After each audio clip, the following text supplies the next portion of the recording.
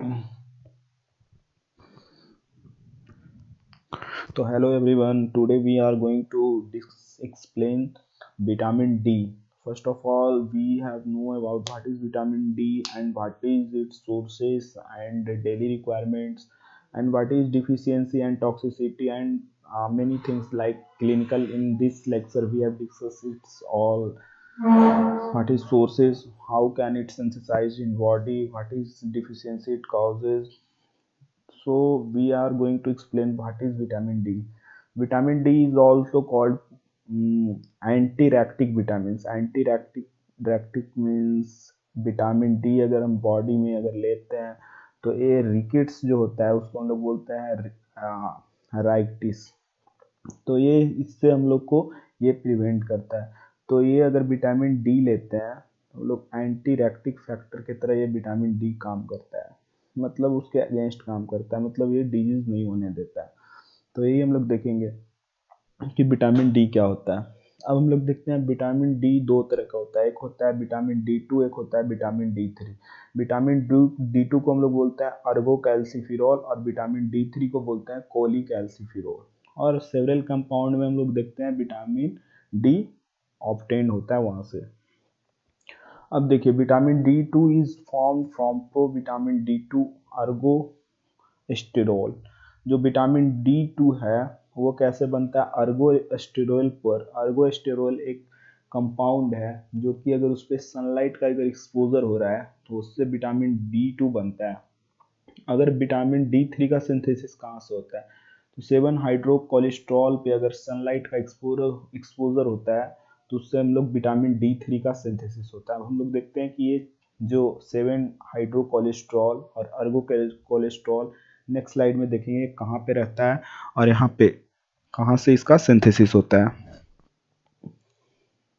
ये देखिए स्ट्रक्चर है अर्गोस्टेरोल का। ये अर्गोस्टेरोल पे अगर यूवी लाइट, जिसको हम लोग बोलते हैं सनलाइट, अगर सनलाइट पड़ता है तो ये चेंज हो जाता है अर्गो कैल्सीफिरोल में। वैसे ही ये 7 डिहाइड्रो कोलेस्ट्रॉल पे अगर सनलाइट पड़ता है तो वो चेंज हो जाता है अल्ट्रावायलेट रे के प्रेजेंट में कोली कैल्सीफिरोल, जो किसको हम लोग बोलते हैं vitamin D three. Ergosterol occurs in plant. Ergosterol हम लोग प्लांट डेरिवेटिव विटामिन डी है जो कि हम लोग प्लांट से मेनली ऑब्जर्व करते हैं। जैसे प्लांट में आ गया अर्गोट हो गया और ईस्ट हो गया, ये सब फंगस है जिससे हम लोग ये विटामिन डी टू ऑब्जर्व करते हैं। 7 हाइड्रो कोलेस्ट्रॉल जो होता है वो एनिमल में होता है जो कि ह्यूमन बीइंग में प्रेजेंट होता है, जिससे हम लोग विटामिन डी थ्री का सिंथेसिस करते हैं बॉडी में। अब देखिए 7 hydro cholesterol is form from cholesterol, एक sterol compound. Sterol means it contains the cholesterol compound, मतलब it means it have a ol ol जिसमें लगा हुआ है इसमें, it means it have a fatty acid group in that compound. तो हम लोग जो 7 हाइड्रो कोलेस्ट्रॉल है वो एक कोलेस्ट्रॉल डेरिवेटिव कंपाउंड है, तो इस कारण से वो स्टेरोल की तरह ये होता है उसका structure. 7 hydro cholesterol present in skin, जो हमारे स्किन जो है, हमारे जो त्वचा है उस पर एक कंपाउंड प्रेजेंट रहता है, प्रेजेंट इन स्किन। और इस पे होता है क्या, स्किन पे लाइट सनलाइट जैसे ही पड़ती है, जैसे स्किन है, स्किन पे जैसे ही सनलाइट पड़ी तो वहाँ से जो 7 हाइड्रो कोलेस्ट्रॉल है वो कोली कैल्सीफिरोल में चेंज हो जाता है on the exposure of sunlight. चलिए नेक्स्ट स्लाइड में देखते हैं what is its function of vitamin D. Intestinal absorption of calcium and phosphorus. Vitamin D का फंक्शन है जो कि इंटेस्टाइन से कैल्शियम और फास्फोरस का रीअब्जॉर्प्शन करवाता है। Renal tubular absorption of calcium, मतलब कि जहाँ से रीनल ट्यूब मतलब किडनी से कैल्शियम और फास्फोरस का रीअब्जॉर्प्शन करवाता है, कैल्शियम एंड फास्फोरस का। ठीक है, मिनरलाइजेशन मतलब बोन पे मिनरलाइजेशन करवाने में ये वर्क करता है। Vitamin D increases the intestinal absorption of calcium, absorption of phosphorus increase. दूसरे बार में ये पहले एब्जॉर्प्शन होता है कैल्शियम का, फिर उसके बाद ये पोटेशियम का होता है, सॉरी फास्फोरस का होता है। Vitamin D increases the renal tubular absorption of calcium and decreases that of phosphorus. Calcium का एब्जॉर्प्शन बढ़ जाता है और फॉस्फोरस का वहाँ पे रीअब्जॉर्प्शन घट जाता है। Vitamin D is required for mineralisation. Mineralisation in sense bone पे अगर ये मिनरलाइजेशन इन सेंस कि बोन पे अगर कैल्शियम का डिपोजिशन हो रहा है तो इन सेंस उसको हम लोग बोलेंगे मिनरलाइजेशन। और ये कंटिन्यूअस और डायनेमिक प्रोसेस, मतलब ये एक्टिव प्रोसेस है, मतलब इसमें एटीपी एनर्जी की जरूरत पड़ेगी और ये कंटिन्यूअसली बोन पे होते रहता है। Calcium salt are continuously deposited into bones by osteoblast, मतलब जो प्रोसेस के थ्रू अगर कैल्शियम अगर किसी भी बोन्स पे डिपोजिट हो रहा है उसको हम लोग बोलते हैं osteoblast. They are reabsorb from bones by osteoblast. Reabsorb in sense कि अगर उसका जो डीमिनरलाइजेशन हो रहा है तो उस वो ओस्टियोक्लास्ट प्रोसेस के थ्रू होता है, और फिर अगर रीमिनरलाइजेशन हो रहा है तो वो ओस्टियोब्लास्ट के थ्रू होता है। तो ये इस टर्म को हम लोग बोलते हैं रीअब्सॉर्ब्ड। डिपोजिशन अगर एक्सेस अमाउंट में रीअब्जॉर्प्शन हो रहा है तो लीडिंग टू स्केलेटल ग्रोथ, मतलब वहाँ पे ज़्यादा बोनी फॉर्मेशन हो जाता है। Deposition and reabsorption are finally balanced in adult life leading to remodelling of bones. अगर मतलब रीअब्जॉर्प्शन अगर सही से नहीं होगा तो बोन में रीमॉडलिंग का ये मतलब जो बोन का जो शेप है वो प्रॉपर सही से नहीं डेवलप्ड होगा। Vitamin D is required for bone growth as well as remodelling, मतलब बोन के जो शेप में मेंटेन करने में विटामिन डी हेल्प करता है और उसके ग्रोथ में हेल्प करता है। The main function of vitamin D are regulation of calcium metabolism, calcium metabolism को मेंटेन करता है, और mineralisation of bone. Mineralisation of bones mean sense की मतलब कि वहाँ पे बोन पे कैल्शियम और फास्फोरस का डिपोजिशन करवाता है। However the functions are not performed by vitamin D itself. Vitamin D ही सिर्फ ये फंक्शन नहीं मेंटेन करता है, उसके साथ साथ कुछ हार्मोन भी होते हैं वो मेंटेन करता है। Vitamin D is first hydroxylated at carbon 25 to form a 25 hydrocholecalciferol, मतलब कि पहले उसका हाइड्रोक्सिलेशन होता है विटामिन डी का, वो होता है कार्बन नंबर 25 पे। कहाँ पे होता है? कोलिकैल्सिफिरोल जैसे ही बना 7 हाइड्रोकोलेस्ट्रॉल से जैसे ही कोलिकैल्सिफिरोल बना तो कोलिकैल्सिफिरोल जो होता है वो लीवर में जाता है। लीवर में जाने के बाद वहाँ पे होता है क्या? वहाँ पे होता है 25 नंबर कार्बन पे hydroxylation process. Hydroxylation process in which this, इसमें होता है क्या कि कार्बन नंबर 25 पे वो OH का ग्रुप का जुड़ना, उसको हम लोग बोलते हैं हाइड्रोक्सिलेशन, और ये प्रोसेस होता है लीवर में। तो उसके बाद जो कंपाउंड न्यू बनता है वो उसको हम लोग बोलते हैं 25 हाइड्रोक्सी कोलिकैल्सिफिरोल। अब 25 हाइड्रोक्सी कोलिकैल्सिफिरोल ये जाता है किसके पास? किडनी के पास। तो वहाँ पे एक इंजाइम होता है अल्फा 1 हाइड्रोक्सिलेज इंजाइम, तो ये इंजाइम्स के प्रेजेंस में ये चेंज हो जाता है कार्बन नंबर 1 पे, फिर हाइड्रोक्सिलेशन होता है। तो 1 और 25 पे हाइड्रोक्सिलेशन हो गया तो यहाँ पे 2 हाइड्रोक्सिलेशन होते हैं, तो यहाँ पे इसका कंपाउंड चेंज होता है 1,2,5 di hydroxy cholecalciferol. The first hydroxylation होता है लीवर में, दूसरा होता है किडनी में। किडनी के कौन से पार्ट में होता है? DCT में होता है, DCT में होता है।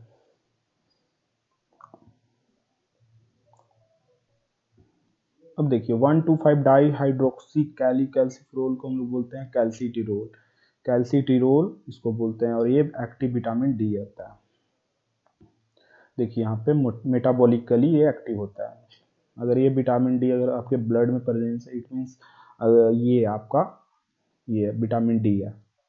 1,2,5 dihydroxy cholecalciferol acts as a hormone and hence vitamin D may be regarded as a pro hormone. ये प्रो हार्मोन की तरह काम करता है। Mechanism of action of 1,2,5 dihydroxycholecalciferol similar to that steroid hormones. ये स्टेरॉइड हार्मोन की तरह ये काम करता है, मतलब सेल के अंदर रिसेप्टर होते हैं। स्टेरॉइड हार्मोन में क्या होता है? इंट्रासेलुलर रिसेप्टर होता है, और इंट्रासेलुलर रिसेप्टर के थ्रू ये विटामिन डी वहाँ पे पहुँचते हैं और यहाँ पे बाइंड करते हैं स्पेसिफिक, और ये बाइंड करने के बाद ये कॉम्प्लेक्स बनाता है जिसको हम लोग बोलते हैं क्या? रिसेप्टर कॉम्प्लेक्स बनाता है यहाँ पे टारगेट सेल के पास पहुंचकर। तो इस तरह से काम करता है। The hormone receptor complex binds to a hormone element in DNA the increases the transcription and translation of certain gene, the gene product form the actual function. देखिए क्या होता है, जैसे जैसे देखिए ब्लड में क्या हुआ, ब्लड में 1,2,5 डाईहाइड्रोक्सी कोलिकैल्सिफेरॉल बना जो कि एक्टिव विटामिन डी है, जो कि अभी बता रहे थे। और ये इसके बाद कहाँ जाता है, ये जाता है जैसे म्यूकोसल सेल है, म्यूकोसल सेल में अगर विटामिन डी का एब्जॉर्प्शन करवाना है तो म्यूकोसल की इपिथेलियम सेल में जाता है। म्यूकोसल की इपिथेलियम सेल में वहाँ पे जाने के बाद वहाँ पे क्या होता है, इंट्रा सेलुलर इन सेल के, ये मान के चलिए ये म्यूकोसल इपिथेलियम का सेल है, वहाँ पे क्या होता है, एक रिसेप्टर होता है प्रेजेंट, और ये विटामिन डी जाता है। तो ये विटामिन डी ब्लड के थ्रू म्यूकोसल इपिथेलियम में जाता है। म्यूकोसल इपिथेलियम में जाने के बाद देखिए दिखाते हैं आपको, म्यूकोसल इपिथेलियम में जाने के बाद ये इसके साथ बाइंड करता है। बाइंड करने के बाद यहाँ पे ये जो बाइंड करा और ये कम्प्लेक्स बनाया, ये कम्प्लेक्स बनाया, विजुअल नहीं है, ये करते हैं फिर, देखिए यहाँ पे कम्प्लेक्स बनाया, और ये कम्प्लेक्स क्या करता है, यहाँ के जो जेनेटिक मटेरियल है आरएनए डीएनए उस पर एक्ट करता है। और ये आरएनए डीएनए क्या करवाता है, ये करवाता है क्या, ट्रांसलेशन प्रोसेस करवाता है एमआरएनए के थ्रू। और ये ट्रांसलेशन होने के बाद होता क्या है, प्रोटीन बनता है, उसको हम लोग बोलते हैं कैल्शियम बाइंडिंग प्रोटीन, जो कि रिलीज होता है यहाँ पे। और ये प्रोटीन क्या करता है, कैल्शियम का रीअब्जॉर्प्शन करवाता है, कहाँ पे, गैस्ट्रोइंटेस्टाइनल ट्रैक्ट में। तो ये इस तरह से काम करता है। अब देखिए कैसे कैसे सिंथेसिस होता है, ये देखिए कोलिकैल्सिफेरॉल, कोलिकैल्सिफेरॉल कहाँ कैसे मतलब चेंज हुआ, पहले इस पे 7 हाइड्रोक्सी कोलेस्ट्रॉल पे अगर सनलाइट एक्ट किया तो कोलिकैल्सिफेरॉल बना। वहाँ पे होता है क्या, लीवर में होता है 25 हाइड्रोक्सीलेज एंजाइम जो 25 नंबर कार्बन पे वो इस ग्रुप को ऐड करता है, तो उसके बाद ये चेंज हो जाता है 25 हाइड्रोक्सी कोलिकैल्सिफेरॉल, ये डीसीटी के किडनी के डीसीटी के पास जाता है। ये देखिए किडनी है, किडनी के डीसीटी पे जाता है, वहाँ पे होता है अल्फा 1 हाइड्रोक्सीलेज एंजाइम जो कि ये है। और ये उसके बाद चेंज हो जाता है 1 to 5, मतलब एक तो 25 नंबर पे एक 1 नंबर पे, तो यहाँ पे 1 to 5 डाई मतलब 2 हाइड्रोक्सिल ग्रुप कोलिकैल्सिफेरॉल। फिर उसके बाद ये इंटेस्टाइनल म्यूकोसा में जाता है, वहाँ ये एक्टिव विटामिन डी है, वहाँ पे क्या बनता है अभी बताएं, कैल्शियम बाइंडिंग प्रोटीन ट्रांसलेशन के थ्रू प्रोसेस के थ्रू बना, और वो क्या करवाता है, फिर इंटेस्टाइनल म्यूकोसा में कैल्शियम का रीअब्जॉर्प्शन करवाता है, जो कि अभी हम आपको डिस्कस किए हैं।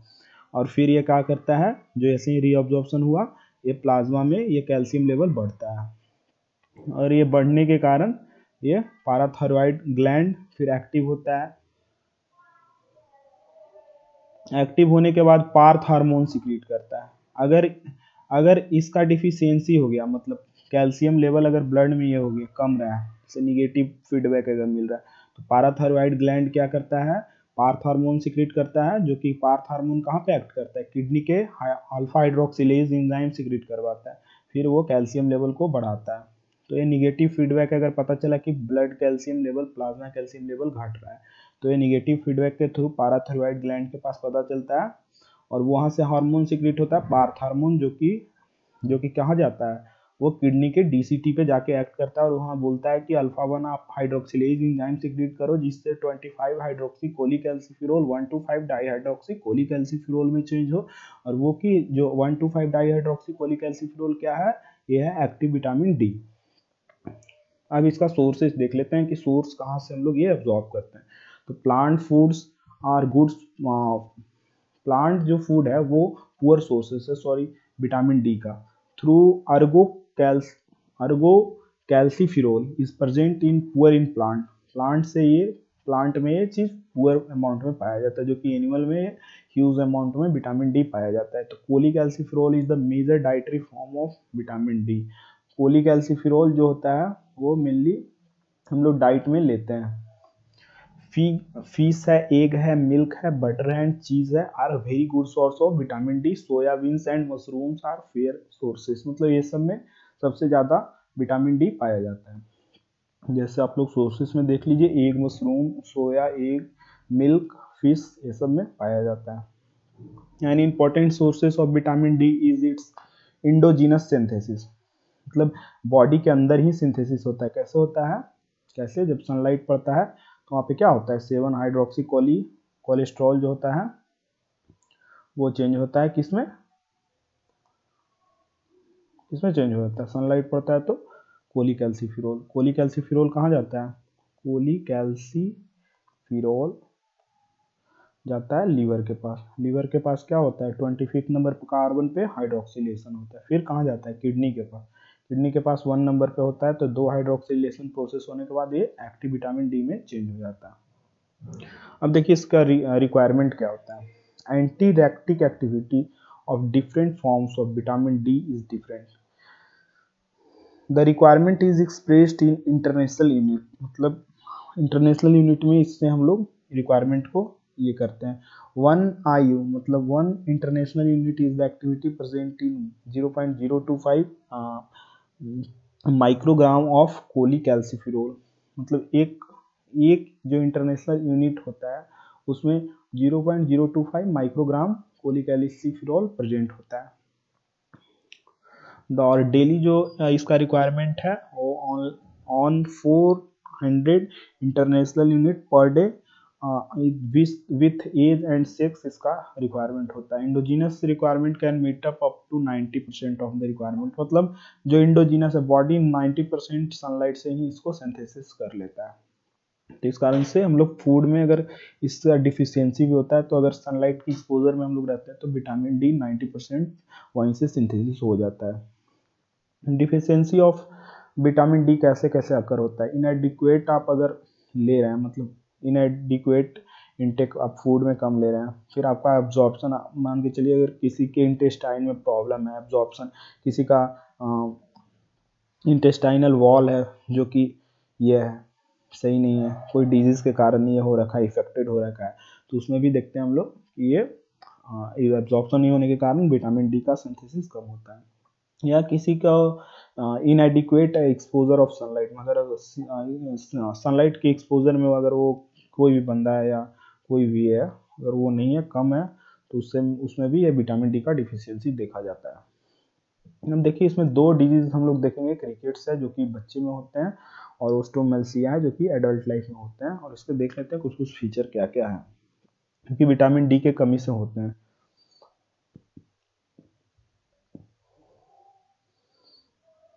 देखिए विटामिन डी है जो कि फर्स्ट हाइड्रोक्सिलेटेड होता है कार्बन नंबर 25 पे, वहाँ पे होता है, तो वहाँ पे जो होता है 25 हाइड्रोक्सी कोलीकैल्सिफिरोल में 25 हाइड्रोक्सी कोलीकैल्सिफिरोल जो होता है चेंज हो जाता है, हाइड्रोक्सिलेटेड होता है फिर कार्बन नंबर 1 पे, जो कि वहाँ से चेंज हो जाता है 1,2,5 dihydroxy cholecalciferol. The first hydroxylation occurs in liver, first जो होता है लीवर में होता है, दूसरा किडनी में होता है, जो कि हम 3-4 बार रिपीट कर दिए already. Deficiency of vitamin D, देखिए विटामिन डी के डिफिशियंसी से क्या होता है, जो मिनरलाइजेशन प्रोसेस है बोन में वो नहीं हो पाता है और ओवर ग्रोथ होता है ईपीफाइसिस का, तो इरेगुलर बोन का फॉर्मेशन होता है, तो इसी कारण से हम लोग डिफॉर्मिटीज देखते हैं स्केलेटल में, और जितने भी बोन्स वगैरह है इसमें विटामिन डी के कारण डिफिशियंसी ये चीज़ देखने के लिए मिलती है। देखिए delete closure of frontalis, frontalis मतलब बोन के जो सूचर हैं वो अगर सही से नहीं बंद हुए, डिलेड हो रहे हैं। क्यों डिलेड होते हैं, क्योंकि उसमें विटामिन डी की कमी होती जाते हैं बच्चों में, तो उसमें हम लोग देखते हैं डिलेड क्लोजिंग होने के कारण जो होता है उसका सूचर सही से डेवलप नहीं बन पाता। जैसे वो ये है तो बीच में जो ये सूचर है तो सूचर के में जो स्पेस रह जाता है, अगर सूचर प्रॉपर से बंद नहीं होगा तो इंजरी होने का चांस है, इस कारण से डिलेड सूचर देखने के लिए मिलता है फ्रंटालिस में। फ्रंटालिस का जो सूचरिंग जो होता है वो नहीं हो पाता है, डिले हो जाता है। क्यों हो जाता है, विटामिन डी की कमी के कारण। वैसे ही देखिए स्कल बोन्स जो होता है वो सॉफ्ट हो जाता है इसमें, जिसको हम लोग बोलते हैं कैरिनियो टेप्स, इस टर्म्स को हम लोग बोलते हैं कैरिनियो टेप्स। क्यों हो जाता है, क्योंकि मिनरलाइजेशन नहीं हो पाता है, मतलब उसमें कैल्शियम और फॉस्फोरस का डिपोजिशन नहीं होता है स्कल बोन्स पे, तो वो सॉफ्ट हो जाता है, तो इस टर्म को हम लोग क्या बोलते हैं, कैरिनियो टेप्स। देखते हैं पिजन चेस्ट, जो कि देखिए anterior posterior diameter of chest is increase, तो एंटीरियर और पोस्टीरियर जो चेस्ट का जो डायमीटर है वो इंक्रीज होने के कारण पिजन चेस्ट देखने के लिए मिलता है, जो कि एक तरह से विटामिन डी के डिफिशियंसी से ये भी चीज़ देखने के लिए मिलता है। अब देखिए रिकेट रोजरी, ये भी एक डिजीज है जो कि कोस्टोकॉन्ड्रल जंक्शन, जो कि कोस्टल सरफेस ऑफ रिब्स, और जो यहाँ पे जंक्शन यहाँ पे बनता है रिब्स पे, तो वहाँ पे होता है क्या कि रिब्स जो होता है वो इनलार्ज हो जाता है। वहाँ पे इनलार्ज होने के कारण जो उसका ये स्ट्रक्चर होता है वो इस तरह से दिखता है, जैसे कि आपको ये फिगर में दिख रहा है। Costochondral junctions of ribs enlarge and appear to be beaded. Beaded मतलब मोती की तरह दिखता है, जैसे कि आप लोग देख रहे हैं यहाँ पे beaded like structure. The series of beaded on the chest look like rosary born around the neck. तो ये इस तरह से देखने के लिए मिलता है क्योंकि इनलार्जमेंट होता है कोस्टोकॉन्ड्रल जंक्शन के पास। कोस्टोकॉन्ड्रल जंक्शन के पास इनलार्जमेंट होने के कारण रिकेट्स रोजरी कॉज होता है। वर्टिब्रल डिफॉर्मिटीज देखते हैं, जैसे काइफोसिस हो गया, लोडोसिस हो गया, स्कोलियोसिस देखेंगे। Kyphosis means forward bending of vertebral column, पीछे से आपका जो बेंडिंग है वो फॉरवर्ड लगेगा, आगे तरफ गया हुआ है। अगर किसी भी इंसान में अगर पीछे तरफ कितना झुक कर चलता है तो उसको हम लोग बोलते हैं लॉर्डोसिस। और स्कोलियोसिस में क्या होता है, लैटरल मतलब टेढ़ा इन सेंस, तो लैटरल बेंडिंग होता है उसमें हम लोग देखते हैं ऐसा।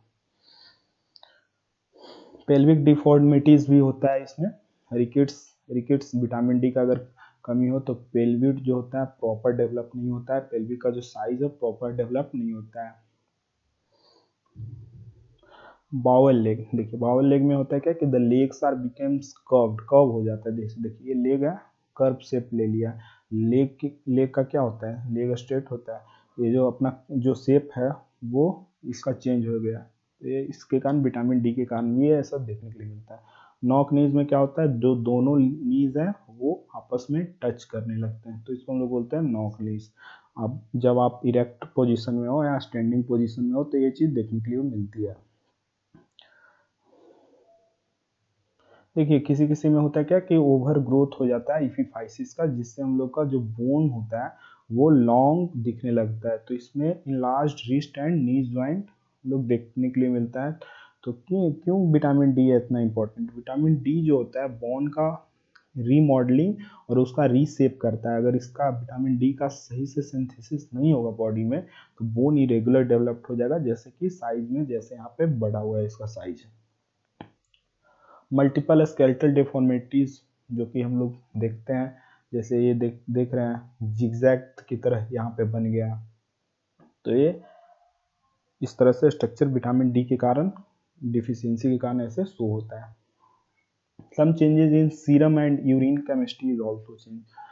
सीरम में भी चेंजेस मिलते हैं और यूरिन की जो केमिस्ट्री होती है उसमें चेंजेस मिलते हैं। जैसे सीरम कैल्शियम और इनऑर्गेनिक फॉस्फेट अगर डिक्रीज करता है तो ये चीज़ देखते हैं।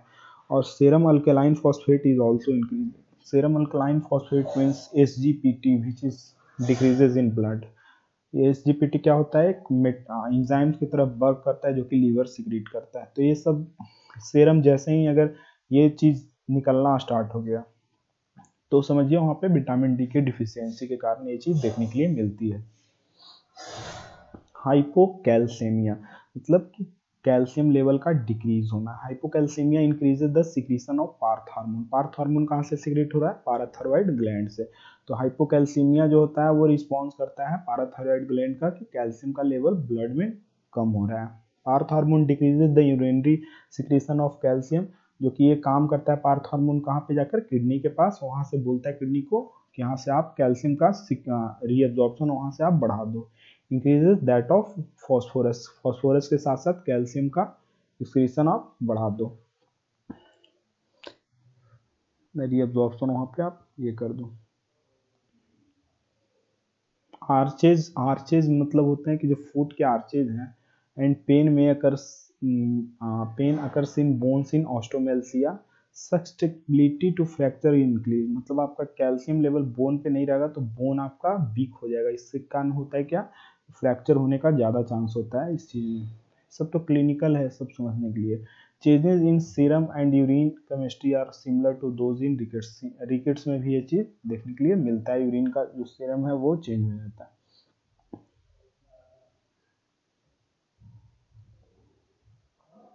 हाइपोकैल्सीमिया से आपको क्या क्या कैन काउज, हाइपोकैल्सीमिया अगर होता है मतलब ब्लड में कैल्शियम लेवल घटता है तो इससे आपको भूख वगैरह नहीं लगेगी। Polyuria, polydipsia, constipation, muscle weakness. Polyuria मतलब ब्लड का में यूरिया का कंसंट्रेशन बढ़ रहा है। और polydipsia, polydipsia it means it sense कि आपके ब्लड में ये ब्लड वॉल्यूम डिक्रीज कर रहा है, इन सेंस उसी से रिलेटेड है। पॉलीयूरिया है, फिर कॉन्स्टिपेशन हो रहा है, मसल आपका वीकनिंग होगा क्योंकि वहाँ पे आपका जो मसल जो फाइबर है वो प्रॉपर वर्क नहीं करेगा क्योंकि वहाँ पे कैल्शियम आयन का कमी होने के कारण। अब देखिए calcification may occurs in soft tissue, arteries, bronchi. देखिए सॉरी, कैल्सिफिकेशन में अकर मतलब आपका अगर ब्लड में कैल्शियम लेवल अगर बढ़ जाता है तो उससे भी मतलब उसको हम लोग बोलते हैं toxicity of calcium. Toxicity in sense calcium का अगर लेवल ब्लड में बढ़ रहा है तो उसमें होता है क्या कि आर्टरीज के वॉल में वो डिपॉजिट कर सकता है, नहीं तो ब्रोंकियाई के वॉल में डिपॉजिट हो सकता है, मसल्स में, किडनीज में जाकर डिपॉजिट हो सकता है। किडनी में डिपॉजिट होता है उसको हम लोग बोलते हैं किडनी स्टोन। जिसके में डिपॉजिट हो जाने के कारण आर्टरियोस्क्लेरोसिस देखने के लिए मिलता है। अगर कोलेस्ट्रॉल के साथ अगर कैल्शियम डिपॉजिट हो रहा है तो आर्टरियोस्क्लेरोसिस बोलते हैं। और उसके डिपॉजिट हो जाने के कारण उसका जो वॉल होता है वो प्रॉपर फ्लेक्सिबल नहीं होता है, हार्डनिंग हो जाता है उसके वॉल में। तो यहीं पे विटामिन डी का लेक्चर हम लोग एंड करते हैं। आई होप ये लेक्चर आपको पसंद आया होगा। अगर पसंद आया तो इस लेक्चर को अपने फ्रेंड के सर्किल में इसको फॉरवर्ड कीजिए और मिलते हैं नेक्स्ट लेक्चर में। चलिए धन्यवाद।